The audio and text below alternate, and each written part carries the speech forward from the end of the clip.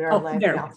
All right, so we are back from a short break, and we're going to start a walkthrough of, I don't believe it, but at this point, I believe it probably has a bill number, but it is draft 1.3 of the drafting request 21-0967, which is the It's H449.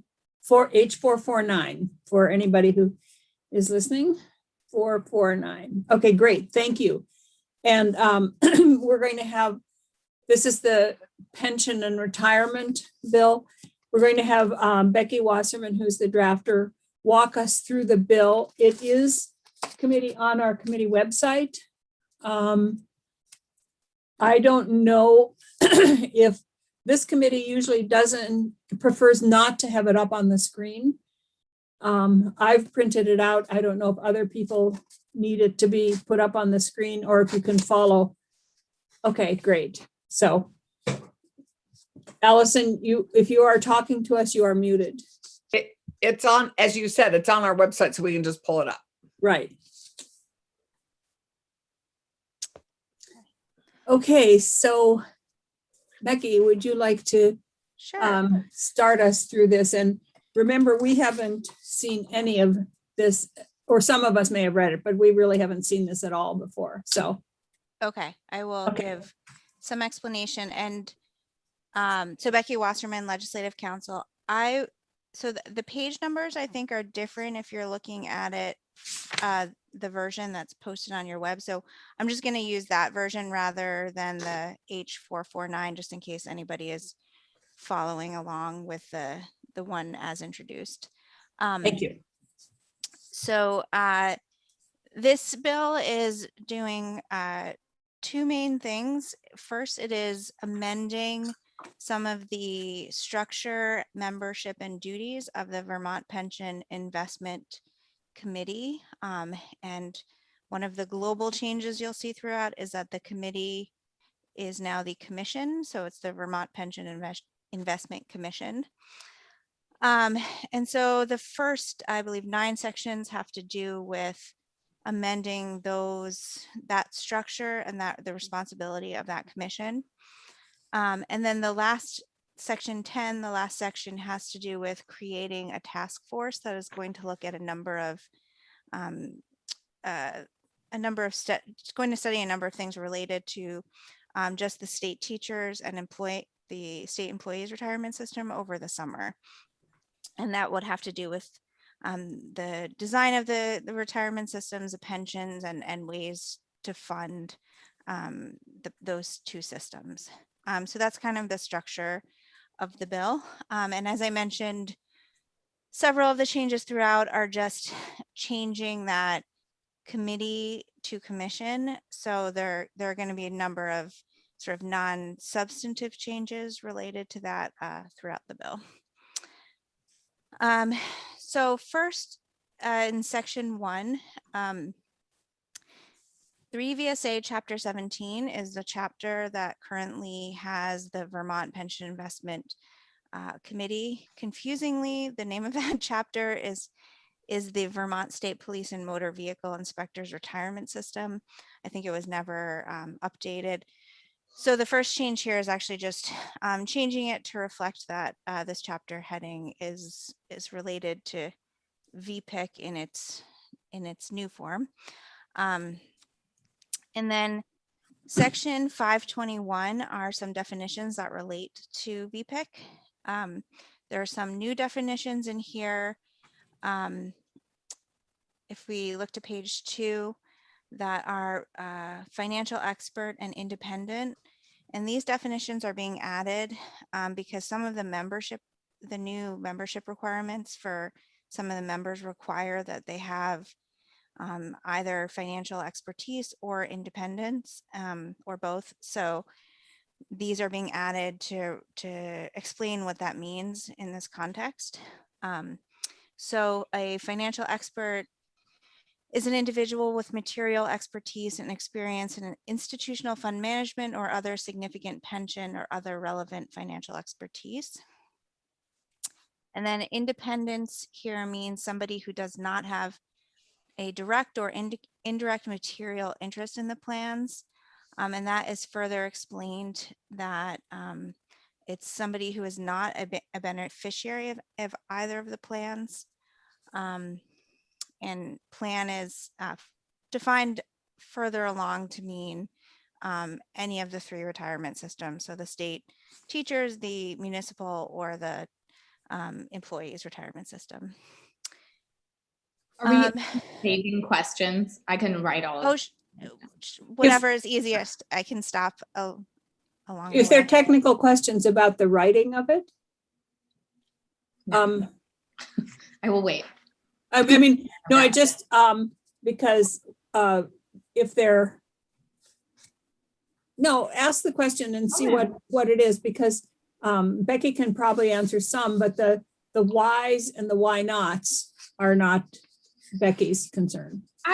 They're borderline, so I'll just wait because I feel like let's get through the bill before Becky has to. Okay.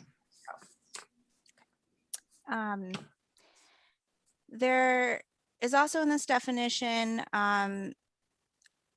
further explanation of direct or indirect material interest. So that can mean the individual or certain family members. If they've been within the past 5 years, an employee, director, officer, owner of a publicly traded company, consultant, manager, or had any other role in an entity that serves one of the plans. And then there's a definition of what it means to be an owner of a publicly traded company. So that means that the person owns directly or indirectly 5% or more of a class of the company's equity securities registered under the Securities Exchange Act. And then finally, a person can still be considered independent if certain family members are beneficiaries of the plan. There just has to be that person has to file an annual disclosure report to the commission about that. So as I mentioned, the plans in subdivision 4 are defined here to be the 3 retirement systems. So the section 522 is the sort of makeup, the membership of the commission. There is some clarifying language on line 6 here that this is an independent commission. There is language that's struck out later on that refers to the committee being attached to the state treasurer's office.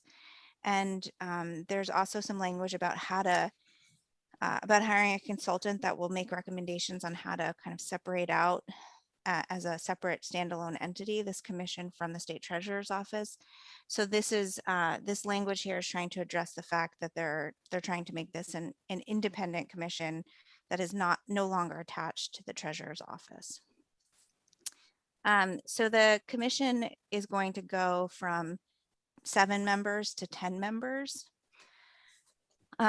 So there's 1 member and alternate who is elected by the board of the state employees retirement system, 1 member and alternate elected by the employees and retired members of the teachers system, and then the same for the municipal system. Those 3 members, there's no requirements of financial expertise or independence. Subdivision 4, there are 2 members and 1 alternate who are appointed by the governor, and those members are required to have financial expertise and independence as defined in the chapter. The state treasurer is on the committee, and the treasurer is a voting member of the committee. Sorry, can you just clarify, because I feel like I need to scroll down to then see the purpose of, this isn't a permanent governance. This isn't the permanent governance board. This is a permanent, okay. This is, so Okay. currently it is the Vermont Pension Investment Committee. So this is a currently active committee. Mhm. So what this language is doing is changing statute to make it a commission and changing some of the memberships and duties of this commission. Okay. May I ask? Yep. And where do we see sort of the reason in this, in the definitions, maybe it's not in the definitions, but where do we see the reason from moving from a committee to a commission? Does the commission imply independence or? I think, so I think others can talk about this, but I think Yeah. part of their decision making around that was that it's not really typical to have committees that are independent. I think those are more typically in the form of boards or commissions. Right, and a commission has an expectation of independence. Okay. But well, what's interesting is there's great links to define independent for an individual, but then it says independent commission.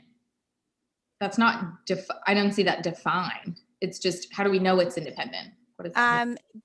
Because the language is no longer attaching it to the state treasurer's office.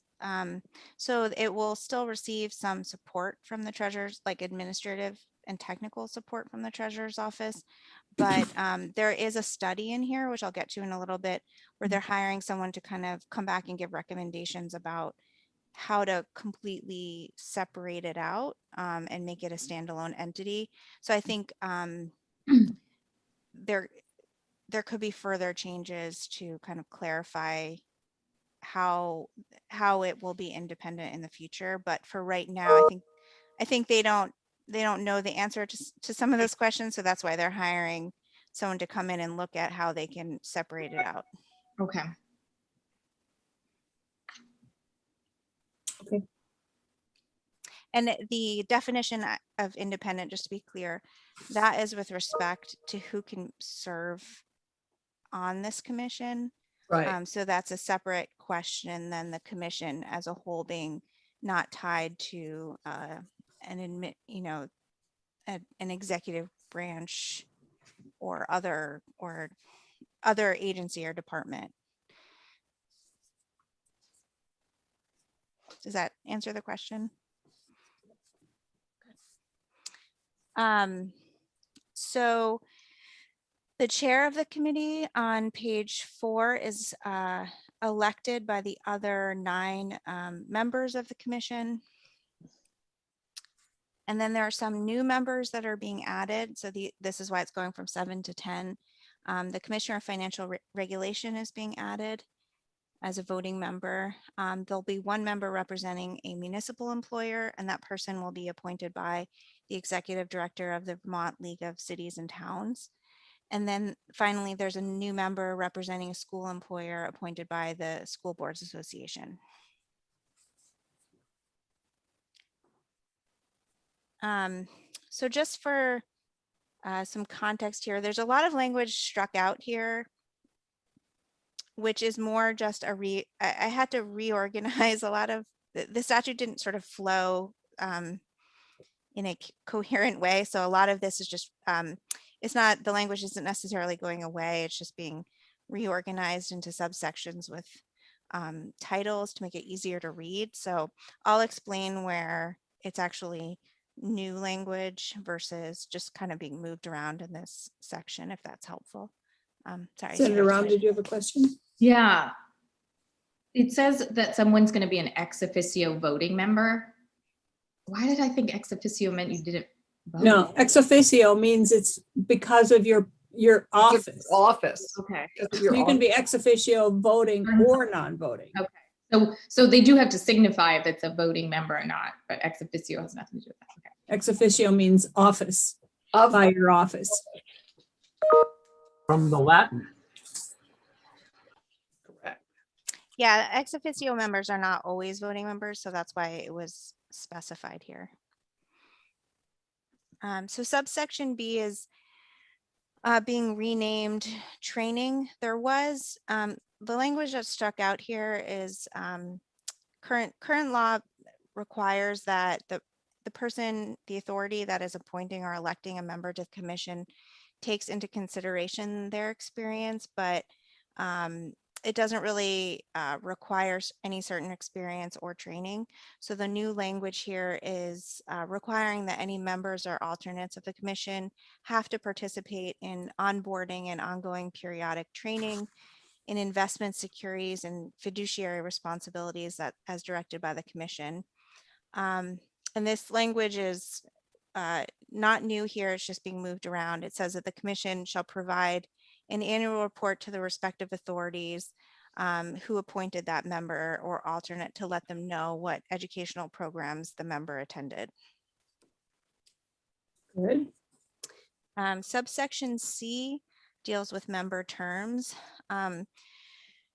So except for the ex officio members and for the chair, all members and alternates of the committee serve staggered 4-year terms. A vacancy created before the expiration of a term is filled in the same manner as the original appointment. Both members and alternates that are appointed to fill a vacancy shall not be deemed to have served a term for the purpose of the subsection. Members and alternates are eligible to be reappointed, but they can't serve more than 3 terms. However, if an alternate serves 3 terms, for example, that the length of those terms don't count towards calculating the member's term limit. So an alternate can serve in their capacity as an alternate and then be appointed as a member and still have that 12-year term. Members and alternates of the commission can be removed for cause, and that would be done by rules that the commission adopts to define the basis and process for that removal. Sorry, may I ask a question? Sure. It's just curious. I mean, if an alternate has been serving for a length of time, for somebody, surely that should be deducted so that they don't have another whole 12 years. I mean, 12 years is a long time to serve on a board. I mean, it's very unusual to have a board for 12 years. I mean, generally people serve, I mean, anyway, it's a range, but 12 years is on the longer side.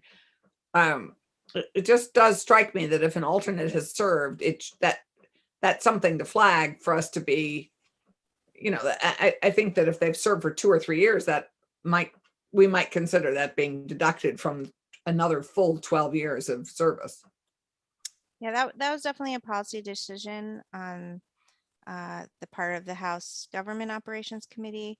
So you might want to hear testimony on the reasons for that. I think that there are some arguments made regarding being able to keep people who gain knowledge as alternates to then serve as members. But I think that's certainly a policy decision for the committee to make. Have we lost our chair? I would say momentarily. I'm sure she'll be back. Okay. Should I continue? Okay. So the chair serves for not more than 20 years. So the chair has a longer term limit. But that 20 years combines both service as a chair or commission member. If a chair is unable to perform his or her duties, the commission can elect an interim chair. That person has to be a financial expert or independent. Terms end on June 30th with new terms beginning on July 1st. And then finally, there's language that allows for members and alternates to serve until their successors are appointed. So there won't be any vacancies on the commission. Subsection D is some more requirements related to the chair and vice chair. So the chair is a non-voting member except in the case of a tie vote, and the vice chair is elected by the other members of the committee. There's a new eligibility requirement in subsection E that says no legislator who is currently serving in the General Assembly shall serve on the commission. Sorry, Becky, is that current law that the chair is non-voting? That is current law. It's very unusual. Huh, I'd be curious to understand that. It may have to do with a number, so that if it's an even number, you don't want to, I don't know. Yeah, it's a good, anyway, it's unusual. So it'll be, I think it would be interesting to flag that and the length of service. I assume none of these people are paid, right? the chair is paid a salary. And the members that are not state employees, they are eligible for reimbursement and per diem expenses. But they're not paid salary. The chair does get a salary. So I'll get to that in just a bit, but there is a salary that is set in statute right now. However, that is one of the items that the consultant is going to be, compensation is going to be reviewed by the consultant study that's in this bill. Okay. Right. So there are 5 members constitute a quorum, and if a member is not in attendance, the alternate of that member can act as a member during their absence. Subdivision 3 has language setting 5 concurring votes being necessary for a decision of the committee, except for the instance of when the commission is setting actuarial assumptions, there needs to be a supermajority vote of 6 concurring votes. Sorry. Oh, you've already skipped down. You missed the eligibility. Did we talk about the no sitting legislator? I did mention that, but I can Yeah, we answer, did. Oh, I can okay. answer I'm more sorry. I more must have questions. spaced it, thinking about all the other things. So Becky, is that a new, it looks like all new language. There hasn't previously been a 5 vote requirement. There was a 4 vote requirement, but there were only 7 members. Well, 7 members, 6 of which who were voting. So it is, I meant the recurring vote. I'm just trying to make sure I understand. oh, To make a decision. the concurring vote, it was 4 before for concurring votes. They didn't have an additional voting requirement for setting actuarial assumptions because the committee did not have that responsibility before. Okay, 6 concurring, but I had never heard concurring votes, so I thought it meant like, I was getting really confused about what. Oh, I think it's just saying, Like for- affirmative votes or something? for those present at the meeting, there has to be a super majority of the committee to decide on matters relating to setting actuarial assumptions. Okay. But concurring does imply agreement. Well, Yeah. yeah, they have to agree. They have to agree to set those assumptions. Threw me off. Not necessarily on the vote, but okay. Dog. So on to page 7, leave time. This is not new language. Public employee members and alternates are granted reasonable leave time to be able to attend meetings and education related programming.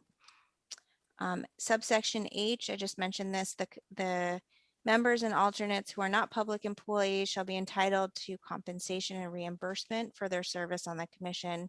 And then on line 16 is the salary for the chair. So the chair of the commission may be compensated at a level not to exceed 1/3 of the salary of the state treasurer as determined by the other members of the commission.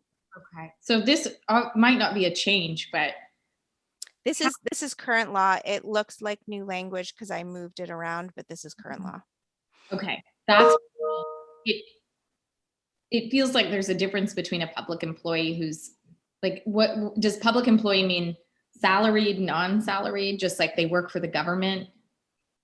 I feel like this is new, like the idea of a public employee. I mean, you might still be, it might still be a hardship for you, even if you're a state employee, to do this. It is not paying the state treasurer or the commissioner of financial regulation to be Okay. on the committee. An exempt employee is a public employee. Well, there can be non-exempt state employees, but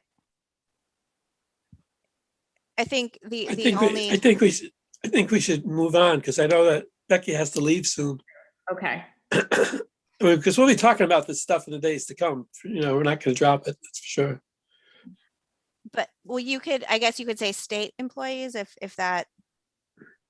I made a note of it. Oh. Yeah, that could maybe clarify because you could be working in another public employee capacity. So the assistance and expenses of the committee, so as I mentioned, the commission has the administrative and technical support of the Office of the State Treasurer, but language was removed that said it was attached to the Treasurer's office. The commission on page 8 is able to collect proportionally from the funds of the 3 retirement systems and any municipalities that have invested retirement funds with them, that any expenses incurs that are associated with carrying out its duties, as well as any expenses that the treasurer's office incurs in supporting them. And then the AG's office serves as legal advisor for the commission. And these are subdivision 2 and 3. This is not new language. So- it's just moved around. An update on our chair. Our chair has lost her internet connection and she is going to just keep reading along, and join us as soon as she gets it. They haven't lost power, but she's lost internet. So, but she's reading it, and we'll form her questions and get them to you. But onward, she says. Okay. Okay. So section 523, the duties of a commission, I'll skip to page 9 where there are substantive changes. So the powers and duties of the commission are setting the certain actuarial assumptions. That includes the investment rate of return, the inflation rate, and the smoothing rate method used for the actuarial valuation of assets and returns. This is all new language here. The commission also, not more than 180 days after the end of each fiscal year, has to conduct an asset allocation study that looks at certain information for each fund, expected return of each fund, a risk analysis, estimating potential risks to the asset values over a 5, 10, and 20-year period, and the remainder of the statutory amortization period. And this study would be submitted to your committee as well as House Government Operations, the governor's office, and would be made publicly available. Page 10, or sorry, yes, you're page 10. Okay. Yeah. There's the commission, it has record keeping responsibilities. That is not new language. The commission is also able to formulate policies and procedures. So there's some language here related to the commission setting standards of conduct for its members and employees. This is, again, not new language. It was in another section of law. And so it's just being moved here because it sort of better fits in with this statutory section. It was actually in the state employees retirement system board language, which didn't make a lot of sense. So the commission is now going to be responsible for setting those standards of conduct on what members and employees are prohibited from doing. Contracts in subsection E, again, not new language, but the commission, the chair and the vice chair can execute contracts on behalf of the commission. Subsection F is an asset and liability study that is required every 3 years, beginning July 1st of next year. The study looks at projects the expected path of the key indicators of each plan's financial health based on current actuarial and investment assumptions, current contribution and benefit policies, including the plan's mark-to-market funded ratio, actuarial required contributions by source, payout ratio, and related liquidity obligations. And it would also project the effect on each plan's financial health that results from certain material deviations from assumptions in investment assumptions and from key plan actuarial assumptions. Subsection G, I'm just looking if you can stop me if there are any questions. Current law says that VPIC, if there are any changes to the actuarial rate of return, that would be decided at a joint meeting with VPIC and the the boards of the retirement systems or the retirement system at issue. But this is actually making this a sole responsibility of the new commission to make any changes to the actuarial rate of return.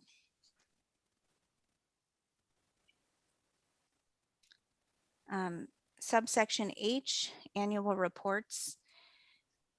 So beginning next January, the commission submits to the two government operations committees a report on the performance of each plan versus demographic investment and other actuarial assumptions over 3, 5, 7, and 10-year periods, and the funded ratio of each plan and to each plan beneficiary at the end of each fiscal year. And then also a status of the funding and investment performance of each plan and any relevant information from the asset liability and scenario testing that's done in the previous fiscal year. So Becky, Sure.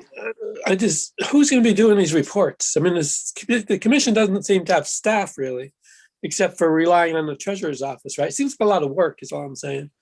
That's a great question. So I think that might be a question that. Okay, if we don't know is for now, good that's fine. Well, I think part of it is they hire out services like the actuary and other services to help with getting some of this information, but in terms of actually writing the report, I don't know. I don't know if that would in practice be the treasurer's office. I also don't know, because there's this study now about how to transition it to a standalone entity, if that means that they'd be looking at hiring additional staff and Right. so I think there could be different answers to that question depending on how it's created as a new entity. All right. Okay, thanks. No, I think those are key questions, Anthony. I mean, once it's independent of the treasurer's office, you kind of lose a lot of those resources too. Right.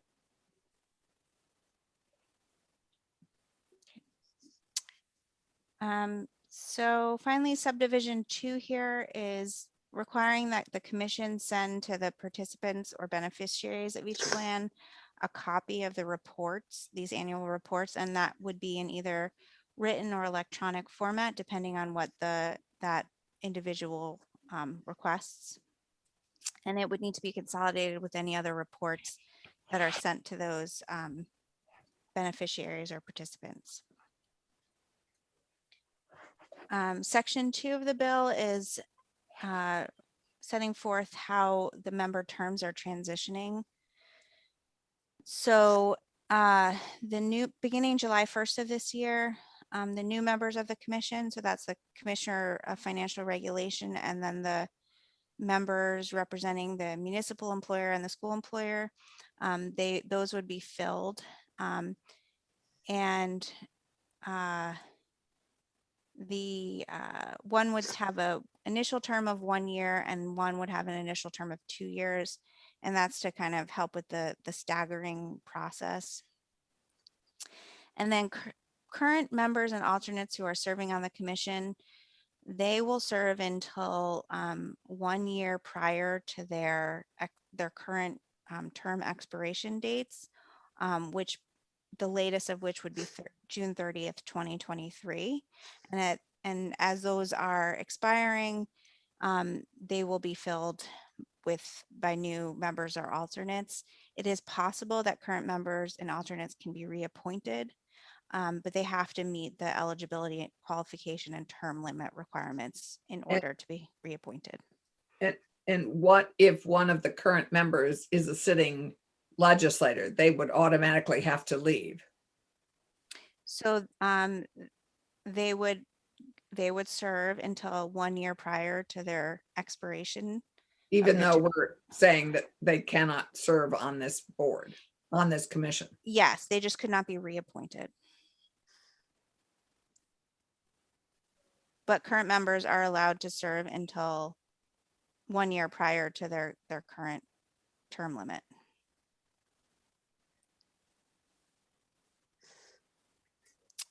I I do have to go in just a moment, so I think I can get through section 3 if that works for the committee. Sure. Okay, so section 3 has certain reports that are due. And I actually think this needs to say FY 2022 reports. The commission by January 15th of next year has to develop a written policy for implementing the asset allocation study and asset and liability studies, and then make those policies publicly available. And here is subsection B is the language I was referring to about hiring an independent consultant. So by July 1st of this year, and I think you might hear testimony that an RFP is either been issued or being worked on. So that's why this date is, I guess, not further out. The commission is hiring an independent party to review and report on the operations of the commission and the retirement division of the treasurer's office, and then make recommendations on best practices and necessary actions to transfer the commission to a standalone entity. And that report will look at a review of budgetary authority, frequency of trainings, transfer or hiring of personnel, and compensation of the commission share and commission employees. So I think that would go to Senator Polina's question of how would they sort of operate and do this work depending on who they hire and Well, what their budget is. it definitely has an implication that there's more than one employee. Right. Becky, before you go, I know you got to go, so I'm not gonna, but do you have any idea if it's common for these investment things to be affiliated with the treasurer's office in other states? I mean, it's just different and unique. Is it the same?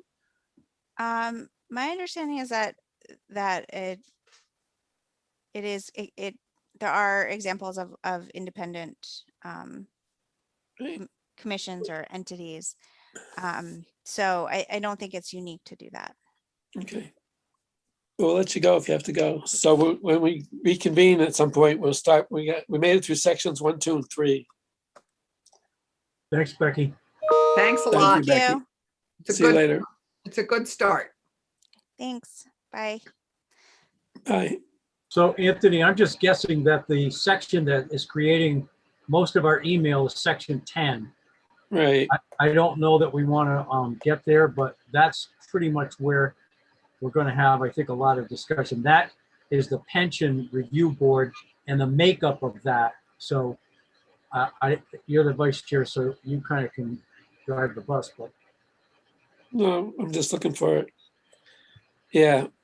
Oh, well, I just lost it. It's so frustrating when you zip to go up and then it starts on page 19. Oh, hold on. I got to re-find us. And Three members of the House, 3 members of the Senate, Treasurer, Commissioner of Financial Regulation, Commissioner of Human Resources. Sorry, what page is it, Brian? 19. 19. Oh, I mean, it's probably too late to start digging into it now, but I think that's. But I think that's something we really do want to look at. I mean, I'm pretty sensitive to the idea of having balance on these things. Exactly. well, I think we have to understand. It may be unbalanced to some and balanced in other ways. It's all has to do. I think there are some assumptions about that balance about the members that are appointed from the legislature, and I don't think there are any assumptions yet about who's appointed from the legislature. So that is, I believe, where the concern is with the legislative appointees. But I thought it also had to do with how many people from the employees, VSEA were appointed in NEA. I believe it has more to do with the 6 members of the legislature. Well, those aren't the email concerns I've been receiving. Mine have the perennial union versus management dichotomy. Well, but they're assuming we're management, I think.